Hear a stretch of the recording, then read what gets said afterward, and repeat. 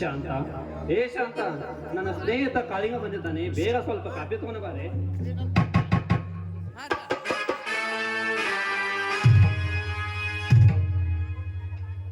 ಅಲ್ಲ ರೀ, ಇಡೀ ಊರಿಗೆ ಊರೇ ಇವನೊಬ್ಬ ಊರಿಗೆ ಕಂಟಕ ಅಂತ ಹೇಳ್ತಾ ಇದ್ದಾರೆ.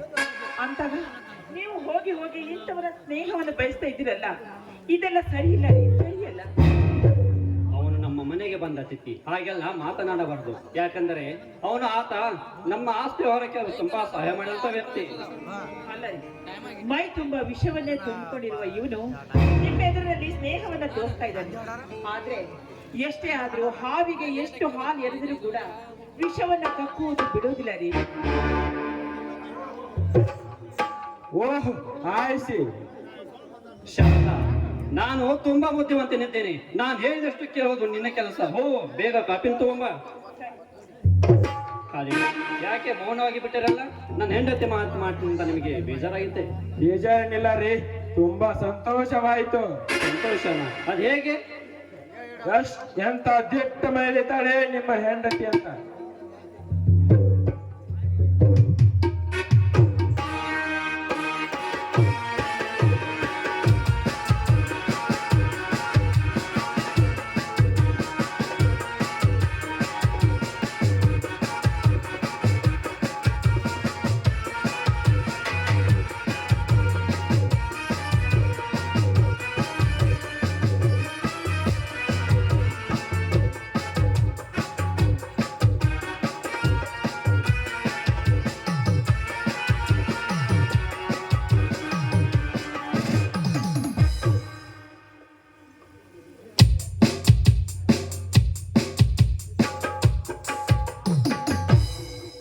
ಶಾಂತ, ಮನೆ ಕಡೆ ವೈಶ, ನಾವಿಷ್ಟ ತಾಲೂಕು ಆಫೀಸ್ಗೆ ಹೋಗಿ ಬರ್ತೀವಿ. ಬನ್ನಿ ಕಾಲಿಂಗ, ಹೋಗಿ ಬರೋಣ.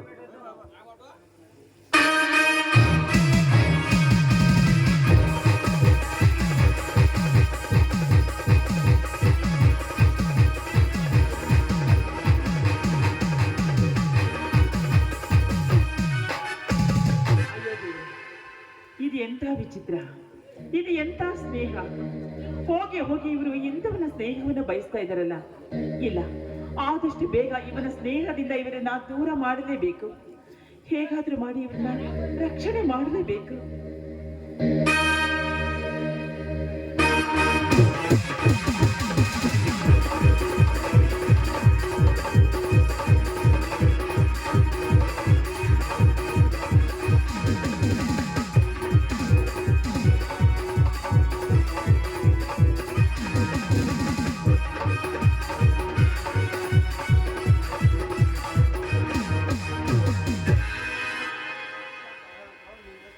ಶಾಂತ, ನೀನೆಷ್ಟೇ ಕಂಬನಿ ಮಿಡಿದರು ಬ್ರಹ್ಮ ಬರೆದ ಆ ನಿನ್ನ ಪಾಲಲ್ಲಿ ಕಣ್ಣೀರು ಎಂದೂ ತಪ್ಪುವುದಿಲ್ಲ. ಈಗ ನಿನ್ನ ಕಣ್ಣರಿಸಿಕೊಂಡು ಕಣ್ತುಂಬ ನೋಡು ನನ್ನೊಮ್ಮೆ. ಆ ಬ್ರಹ್ಮ ಬರಹ ಬದಲಾದರೂ ಬದಲಾಗಬಹುದು. ಪಾಪಿ, ನೀನೇಕ ಮತ್ತೆ ಇಲ್ಲಿ ಬಂದೆ?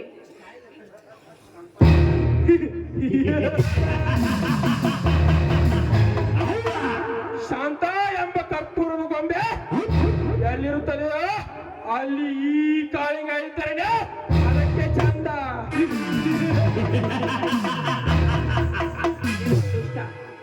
ನನ್ನ ಗಂಡನಿಗೆ ಇಲ್ಲ ಸಣ್ಣದ ವಿಚಾರಗಳನ್ನ ಹೇಳಿ, ಕಾಗದ ಪತ್ರದ ನೆಪವನ್ನ ಹೇಳಿ ಅವರನ್ನ ಕಳಿಸಿಕೊಟ್ಟು ಇಲ್ಲಿವರೆಗೆ ಬದಿಯಲು ಮಿತ್ರ ದ್ರೋಹಿ.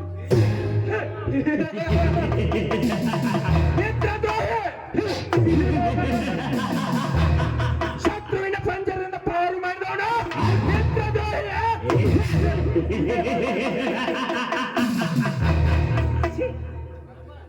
ಮತ್ತಲ್ಲದೆ ಇನ್ನೇನು, ಅನ್ನ ಹಾಕಿದವನ ಮನೆಗೆ ಕನ್ನ ಹಾಕೋದಕ್ಕೆ ಅಂತ ಬಂದಿಯಲ್ಲ. ಯಾರು ಇನ್ನೊಂದು ಸಮಯವನ್ನ ಸಾಧಿಸಿ ಒಟ್ಟಿ ಮಹಿಳೆಯನ್ನ ನೋಡಿ ಈ ಮನೆಯವರಿಗೆ ಕಾಲಿಟ್ಟಿಯಲ್ಲೋ ಕಳ್ಳ ಕಾಕರ. ಸಪ್ತವನ್ನೇ ನೋಡಿದ ಶಾಂತ, ಸಪ್ತವನ್ನೇ ನೋಡಿದೆ.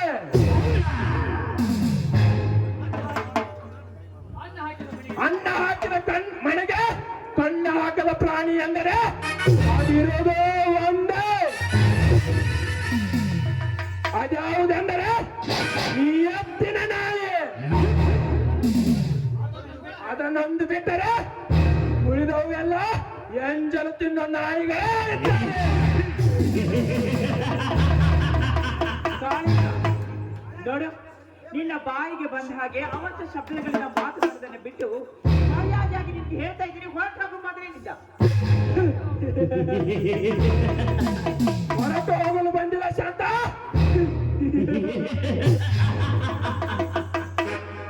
ಪಟ್ಟೆದ ಬುಗುರಿಯಂತೆ ತೀಡಿ ಮಾಡಿದ ನಿನ್ನ ಈ ಮೈ ಮಾತವನ್ನು ಸವಿಜೆಂಡಂತೆ ಉಂಡು ಹೋಗಲು ಬಂದಿರುವೆ. ಸುಮ್ಮನೆ ಲಾಪ ಮಾಡದೆ ಈ ನಿನ್ನ ಮೈಮನ ಒಪ್ಪಿಸು. ಇಲ್ಲವಾದರೆ ಬಲಾತ್ಕಾರದಿಂದ ಈ ನಿನ್ನ ಶೀಲವನ್ನ ಸವಿಯುವೆ. ಹೇಸಿ, ಆದ್ರೆ ನೀನು ನನ್ನ ಶೀಲವನ್ನ ಸವಿತೀನಿ ಅಂತ ಮುಂದೆ ಬರ್ತಾ ಇದೆಯಲ್ಲ. ಹೇ ಪಾಪಿ, ನೀನು ನನ್ನ ಶೀಲವನ್ನ ಸವಿಯೋದಕ್ಕೆ ಅಂತ ಮುಂದೆ ಬಂದ್ರೆ ಹಿಂದೆ ಶುಂಭ ನಿಶುಂಭನನ್ನ ರುಂಡವನ್ನ ಚೆಂಡಾಡಿ ಮಹಾಕಾಳಿ ಚಂಡಿ ಚಾಮುಂಡಿ ಅವತಾರವನ್ನ ತಾಳಿದ್ದು ಆ ತಾಯಿ. ಅದರಂತೆ ನೀನು ಕೂಡ ನನ್ನ ಶೀಲವನ್ನ ಸವಿತೀನಿ ಅಂತ ಒಂದು ಅಡಿಯನ್ನ ಮುಂದಿಟ್ಟು ಬಂದದೆ ಹೊಂದಾದ್ರೆ ನಿನ್ನ ರುಂಡ ಮುಂಡದಿಂದ ಬೇರ್ಪಡೆ ಆಗುತ್ತೆ. ಎಚ್ಚರ, ನನಗೆ ಎಚ್ಚರ.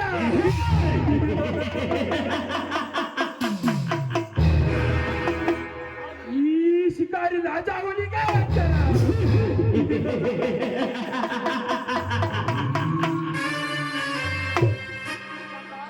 ಶಾಂತ, ನಾನ್ಯಾರು ಗೊತ್ತಾ?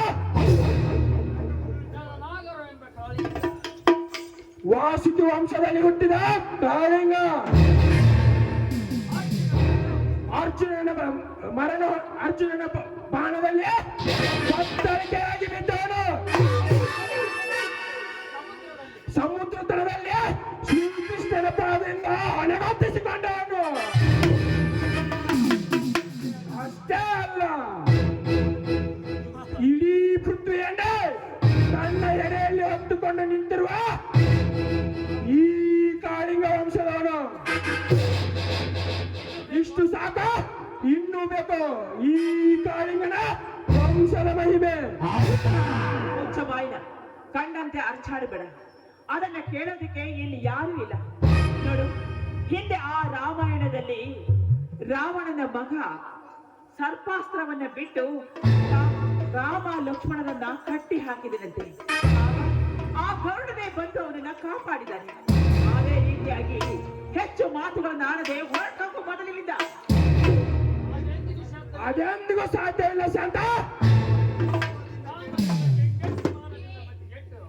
ಕಾಮದಿಂದ ಕಂಗೆಟ್ಟು, ಮಾನದಿಂದ ಮತಿಗೆಟ್ಟು, ಮತಿಹೀನನಾಗಿ ನಿನ್ನ ಯೋನಿ ಎಂಬ ದೋಣಿ ಹತ್ಯೆ ಸಂತಾನವೆಂಬ ಸಾಗರ ತುಂಬಿಸಲು ಬಂದಿರುವೆ. ಶಾಂತ, ಪ್ಲೀಸ್ ಹಠ ಮಾಡಬೇಡ. ನಿನ್ನ ಈ ಮೈಮನ ಒಪ್ಪಿಸು. ಕಾಳಿಂಗ, ಮಾನವತೆಯಾದ ಒಂದು ಹೆಣ್ಣಿನನ್ನ ಬಯಸಲು ಹೋಗಿ ಹುಚ್ಚನಂತೆ ಅಲದಾಡಬೇಡ. ಯಾಕೆಂದ್ರೆ ಎಷ್ಟೇ ಆದ್ರೂ ನಾನೊಂದು ಗಂಡುಳ ಗರತಿ.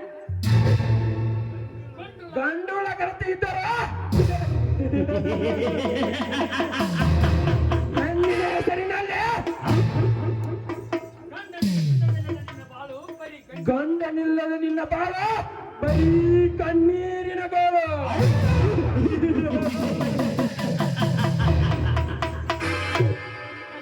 ನಿನ್ನ ಗಂಡನಪ್ಪ ಹೆಣ್ಣಿನ ಹೆಸರಿನಲ್ಲಿ ಸೋಗು ಹಾಕಿದ ಶಾಂತ.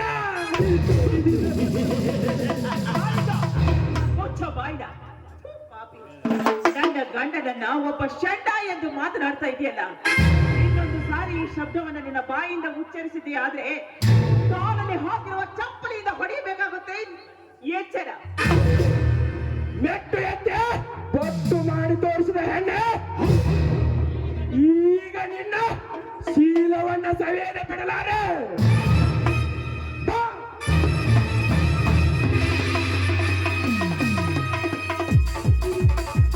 ನಾವಿನ್ನ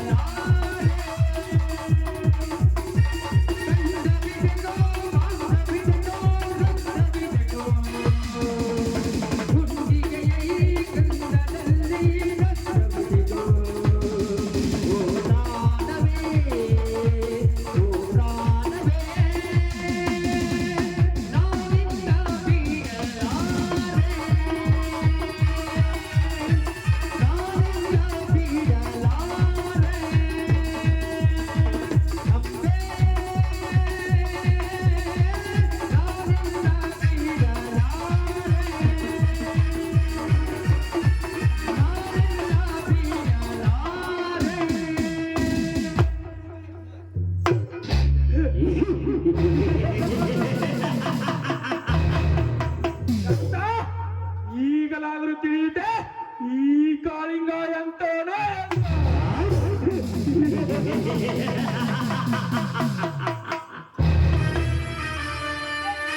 ಇದೆ ಈ ಕಾಳಿಂಗನ ಸ್ಪೆಷಾಲಿಟಿ.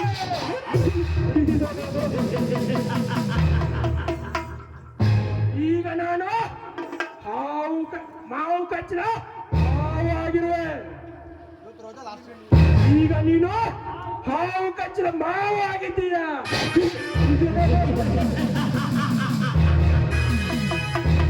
ಬರ್ತೀನಿ.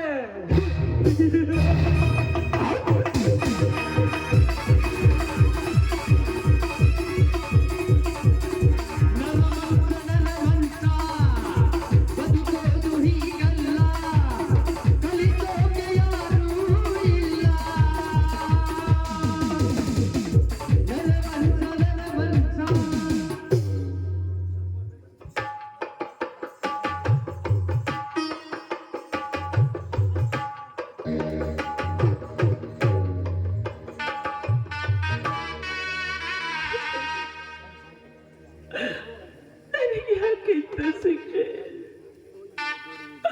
ನನಗೆ ಯಾಕೆ ಇಂಥ ಶಿಕ್ಷೆಯನ್ನು ವಿಧಿಸಿದೆ? ಈಗ ನಾನು ನನ್ನ ಶೀಲವನ್ನೇ ಕಳೆದುಕೊಂಡು ಹಾವು ಕಚ್ಚಿದ ಹಣ್ಣು ನಾನಾದೆ. ಹಾವು ಕಚ್ಚಿದ ಹಣ್ಣು ನಾನಾದೆ. ನನ್ನ ಪವಿತ್ರವಾದ ಶೀಲ ಒಡೆದ ಬಡಿಕೆ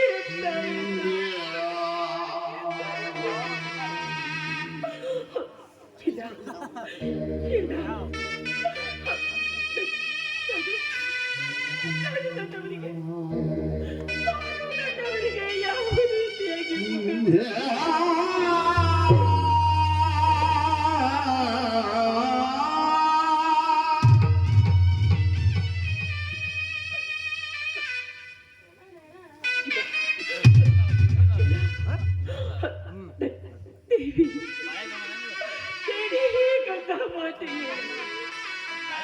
ಯಾಕೆ ಗಂಗಮ್ಮ ತಾಯಿ ನನ್ನಂತ ಪಾಪಿಗೆ ಇದನ್ನೆಲ್ಲ ನಾನು ಅನುಭವಿಸುವುದಕ್ಕಾಗಿ ನನಗೆ ಜನ್ಮವಿದೆಯನ್ನಾಗಿ ನನಗೆ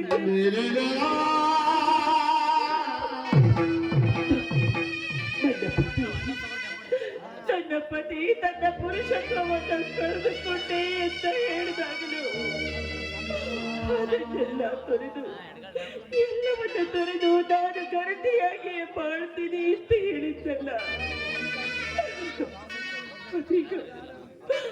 ಆದರೀಗ ನನ್ನ ಪವಿತ್ರವಾದ ಶೀಲವನ್ನು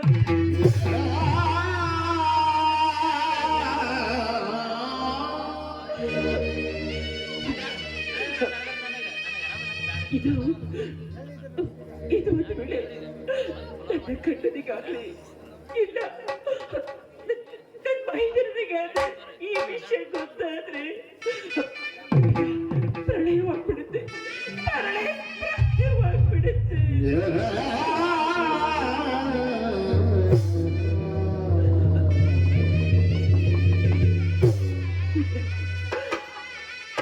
ಪವಿತ್ರವಾದ ಶೀಲವನ್ನು ಕಳೆದುಕೊಂಡು ಈ ಭೂಮಿ ಮೇಲೆ ನಾನು ಯಾಕೆ ಬದುಕಿರಬೇಕು? ನಾನು ಬದುಕಿರಬಾರ್ದು, ನಾನು ಬದುಕಿರಬಾರ್ದು, ನಾನು ಬದುಕಿರಬಾರ್ದು.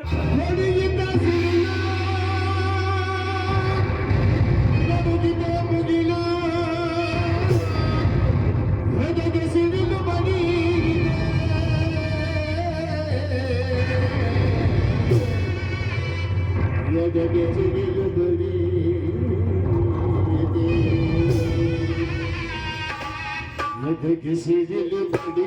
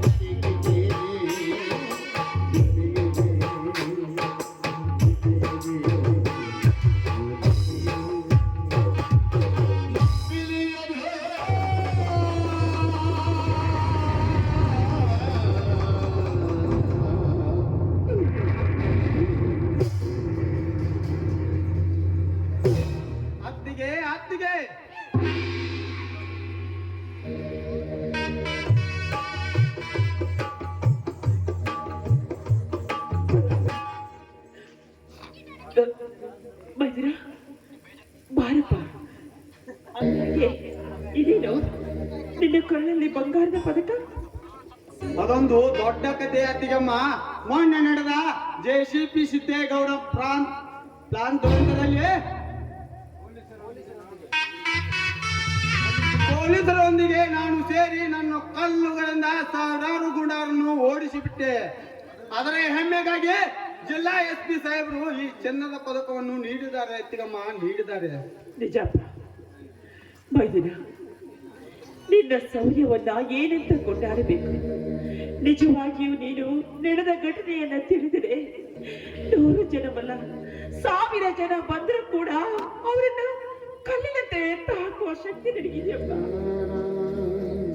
ಆದರೆ ಅಂತ ಅಪಸ್ವರ ಏಕೆ ತಾಯೇ? ಏಕೆ ನಿನ್ನ ಕಣ್ಣಲ್ಲಿ ನೀರು? ಯಾರಿಂದಾದ್ರೂ ತೊಂದರೆ ಆಯ್ತಾ? ಹೇಳಮ್ಮ, ಆ ದುಷ್ಟರನ್ನು ಎಳೆದು ತಂದು ನಿನ್ನ ಈ ಪವಿತ್ರವಾದ ಪಾದಗಳಿಗೆ ಅವರ ರುಂಡವನ್ನು ಕಡಿದುಕೊಂಡು ಬಿಡ್ತೀನಿ. ಇಲ್ಲಪ್ಪ ಇಲ್ಲ, ಯಾಕೋ ನನ್ನ ಹೆತ್ತವರ ನೆನಪಾಯ್ತು ಅಷ್ಟೇ. ಅತ್ತಿಗೆ, ಏಕೆ ಈ ಉಡಿಯಲ್ಲಿ ಈ ಹಗ್ಗವನ್ನು ಇಟ್ಟುಕೊಂಡಿದ್ದೀಯಾ? ಯಾಕಿಲ್ಲಪ್ಪ, ಮನೆಯಲ್ಲಿ ಕಟ್ಟಿಗೆ ಇರಲಿಲ್ಲ. ಕಟ್ಟಿಗೆ ತರೋದಕ್ಕೆ ಹೋಗ್ಬೇಕು ಅಂತ ಹಗ್ಗವನ್ನು ಇಟ್ಕೊಂಡಿದ್ದೆ ಅಷ್ಟೇ. ಏನಿದಮ್ಮ, ನಾನು ಕಟ್ಟಿಗೆ ತರುವವನು ನಾನು. ಅದರ ಚಿಂತೆ ನಿನಗೇಕೆ? ನೀನು ಒಳಗಡೆ ಹೋಗು, ಕಟ್ಟಿಗೆಯನ್ನು ನಾನು ತರುತ್ತೇನೆ. ಆಯ್ತಪ್ಪ.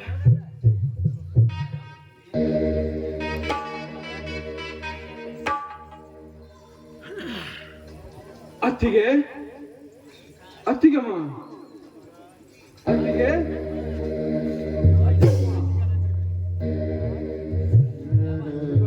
ಅತ್ತಿಗೆ, ಅತ್ತಿಗೆಮ್ಮ, ಏನು ಮಾತಿಗೆ ಕೇಳ್ತಾ ಇದೀಯ ನೀನು? ಯಾಕೂ ಇಲ್ಲಪ್ಪ, ಹಾಗೆ ಸುಮ್ಮನೆ ಇರ್ತೆ. ಇಲ್ಲ ಮಾತಿಗೆ ಕೇಳ್ತಾ ಇದೀಯ ನೀನು? ಏನು ಚಿಂತೆ ಮಾಡ್ತೀಯಮ್ಮ? ನಾನು ಯಾವ ಚಿಂತೆಯನ್ನು ಮಾಡ್ತಾ ಇಲ್ಲಪ್ಪ. ಅತ್ತಿಗೆ, ಮೈದನು ಮತ್ತು ನೀನು ಗುಸುಗುಸು ಮಾತಾಡ್ತಾಳ, ಏನದು? ಇಂದು ನಾನು ಬೇಸಾಗಿದ್ದೇನಮ್ಮ. ಹಣ್ಣು ಅತ್ತಿಗೆ, ಆ ಹಣ್ಣು ಇಂದು ನಾನು ಬೇಸಾಗಿದ್ದೇನಮ್ಮ. ಅದಕ್ಕೆ ಸ್ವೀಟ್ ತಗೋ. ನಿನಗೆ ತುಂಬಾ ಖುಷಿ ಆಯ್ತಾ? ಸರಿಯಪ್ಪ, ನಿಜವಾಗಿ ನೀನೊಬ್ಬ ದೊಡ್ಡ ಸಾಹೇಬನೇ. ನಿನ್ನನ್ನು ನೋಡಿ ತುಂಬಾ ಖುಷಿ ಆಯ್ತು ಕಂದ, ತುಂಬಾ ಖುಷಿ ಆಯ್ತು. ನೀನೊಬ್ಬ ದೊಡ್ಡ ಸಾಹೇಬ. ಅತ್ತಿಗೆಮ್ಮ, ದಿನ ಇರೋ ತರ ಹಿಂದಿಲ್ಲ. ನಿಮ್ಮ ಮುಖವೂ ಯಾಕೋ ಕಪ್ಪಾಗಿದೆ, ಕೂದಲು ಒಂಥರ ಬಾಚಿರಮ್ಮ, ಧ್ವನಿಯು ಒಂಥರ ಮೃದುವಾಗಿದೆ. ಏನಾಗಿದೆಮ್ಮ? ಏನು ಚಿಂತೆ ಮಾಡ್ತೀಯ ನೀನು?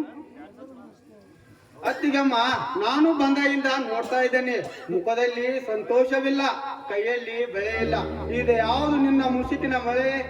ಹೇಳಮ್ಮ, ಆ ದುಷ್ಟರನ್ನು ಬಳಿ ಮುಷ್ಟಿಯಲ್ಲಿ ಹಿಚ್ಚಿಕ್ಕಿ ಬಿಡುವೆ. ಹೌದು ಅತ್ತಿಗೆ, ಅತ್ತಿಗೆ, ನೀ ಹೆತ್ತ ಮಕ್ಕಳಂತೆ ಹುಲಿಯಾಗಿ ನಾವಿದ್ದೀವಿ. ಹಾಗೇನಾದರೂ ಯಾರಿಂದಾರ ನಿಮಗೆ ತೊಂದರೆ ಆದ್ರೆ ಹೇಳಿಬಿಡಮ್ಮ, ಹೇಳಿಬಿಡು. ನಮ್ಮಲ್ಲಿ ಈಗ ಕಥಕಥನೆ ಕುದಿಯುತ್ತಿರೋ ಜಾಲ ರಸದಲ್ಲಿ ಅವರನ್ನು ಬೆಸೆದು ಹಾಕಿ ಬಿಡುತ್ತಮ್ಮ, ಬೆಸೆದು ಹಾಕಿ ಬಿಡುತ್ತೇವೆ. ಸತ್ಯವಾಗಿಯೂ ಮಾತು ಕೊಡ್ತಾ ಇದ್ದೀನಪ್ಪ. ಅನುಮಾನವೇಕೆ ತಾಯಿ? ನಾ ಪೂಜಿಸುವ ಆರಾಧ್ಯ ದೈವ ಹನುಮನ ಸಾಕ್ಷಿಯಾಗಿ, ಹೆಚ್ಚಾಗಿ ಶ್ರೀ ಬಸವೇಶ್ವರ ಗುರುವಿನ ಸಾಕ್ಷಿಯಾಗಿ ನಿತ್ಯ ನೆಲದ ಮೇಲೆ ಮಾತು ಕೊಡ್ತೀನಮ್ಮ, ಮಾತು ಕೊಡ್ತೀನಿ. ಬೀಸುವ ಗಾಳಿಯ ಮೇಲೆ, ಉದಯಿಸುವ ಆ ಸೂರ್ಯನ ಮೇಲೆ ಪ್ರಮಾಣ ಮಾಡಿ ಹೇಳ್ತೀನಮ್ಮ. ಅದ್ಯಾವುದು ನಿನ್ನ ಸತ್ಯವಾದ ಮಾತಮ್ಮ? ಹೇಳಮ್ಮ, ಬೇಗನೆ ಹೇಳು. ಯಾಕಮ್ಮ ಅತ್ತಿಗೆ, ಯಾಕೆ ನಿನ್ನ ಮೌನ? ಏನೂ ಇಲ್ಲಪ್ಪ, ಮನೆಯಲ್ಲಿ ಒಳಗಡೆ ಹಾಲು ಇಟ್ಟಿದ್ದೆ. ಆ ಬೆಕ್ಕು ಬೇಗ ಬಂದು ಅದನ್ನು ಕುಡಿಯೋದಕ್ಕೆ ಪ್ರಯತ್ನ ಪಡ್ತು. ಅದನ್ನು ಹೊಡೆಯೋದಕ್ಕೆ ಹೋಗಿ ಕೈಯಲ್ಲಿರೋ ಬಳೆ ಹೊಡ್ಕೊಂಡಲ್ಲ, ಅದ್ರ ಬಗ್ಗೆ ಯೋಚನೆ ಮಾಡ್ತಾ ಇದ್ದೆ.